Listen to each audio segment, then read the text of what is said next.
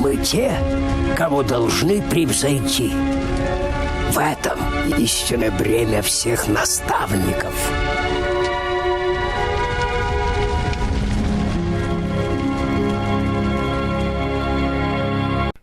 Всем привет, дорогие друзья, с вами мастерская Мастерок. Не видит питания написано. Давайте его подключим. Диск уже вскрывался. Подключим и посмотрим, не видит он питание или видит. Начинает раскручиваться. Слышно, наверное, вам, как он раскручивается.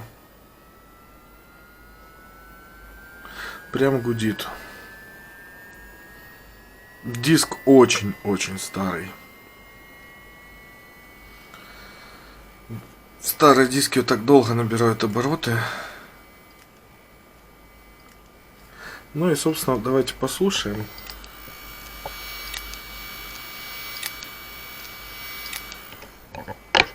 Здесь явный отвал головы. Головки на них вы нигде не найдете. Поэтому такие жесткие диски можно просто-напросто выкидывать.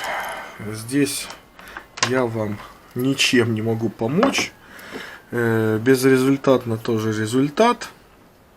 Питание он видит, раскручивается, но при этом щелкает. Даю гарантию на то, что он уже просто свое пожил. Какого он года-то? 6-го года, то есть на дворе 18-й. То есть 12 лет диск отжил. В принципе, есть диски долгожители. Но тут как с людьми, тут как повезет. Этому диску не повезло. Он уходит на помойку.